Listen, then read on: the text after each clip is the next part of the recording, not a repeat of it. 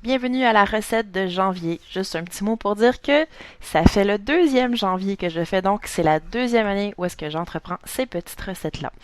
Je suis quand même fière de moi. Pour moi, c'est quand même un accomplissement là, d'arriver à le produire à tous les mois. Donc, la salade de légumes racines, c'est comme un petit peu un vide frigidaire avec les légumes d'hiver. Donc, ça peut être vraiment n'importe quel légume racine.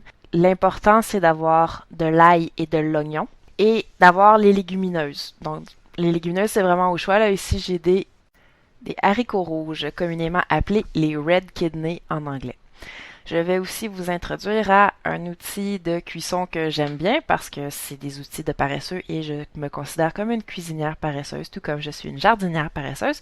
La cocotte en pyrex ou en terre cuite, c'est pas important. Ou en émail, on s'en fout. C'est intéressant parce qu'on n'a pas besoin d'utiliser de papier parchemin, pas besoin d'utiliser de papier d'aluminium, fait que c'est un mode de cuisson qui est écologique. Il y a juste deux petites étapes qui vont être importantes au niveau de l'étalage des légumes et je vais les mentionner maintenant.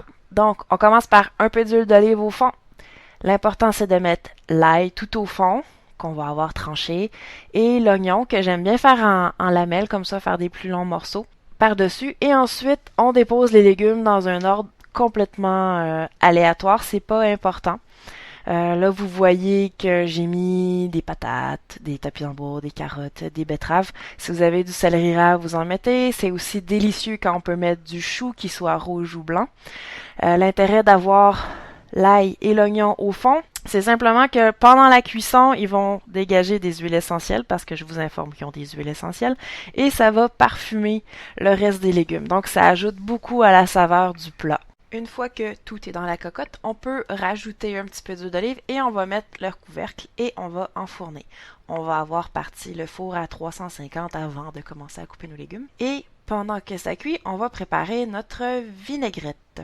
La vinaigrette, vous pourriez aussi utiliser celle de votre choix, mais je vous suggère de découvrir celle-là parce qu'elle a une saveur un petit peu exotique asiatique et ça pourrait vous faire découvrir la pâte umeboshi qui est très intéressante pour favoriser une bonne digestion et j'ai même lu récemment que ça aidait à prévenir le reflux gastrique. Alors pourquoi pas? D'autant plus c'est un aliment qui est fermenté et qui dit aliment fermenté dit bonne flore, des bons probiotiques à ajouter à votre flore intestinale.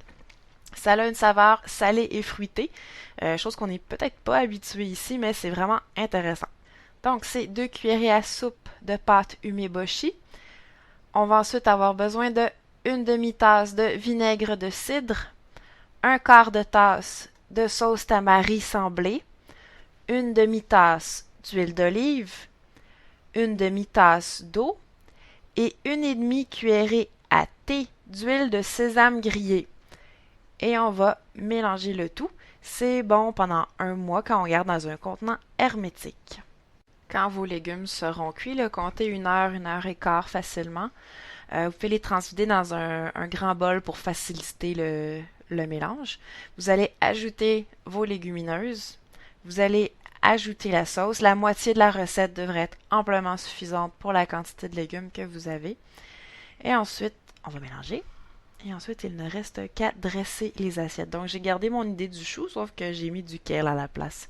On pourrait servir avec soit une céréale, soit du riz brun, soit du sarrasin, soit du quinoa, ou on fait rôtir quelques noix ou on ajoute quelques graines là, sur le dessus pour la présentation. Et voilà, vous avez un repas facile qui s'est fait pratiquement tout seul. Et vous n'avez qu'à l'apprécier. Merci d'avoir écouté encore une fois. J'espère vous revoir plusieurs fois cette année et de la bonne santé pour vous.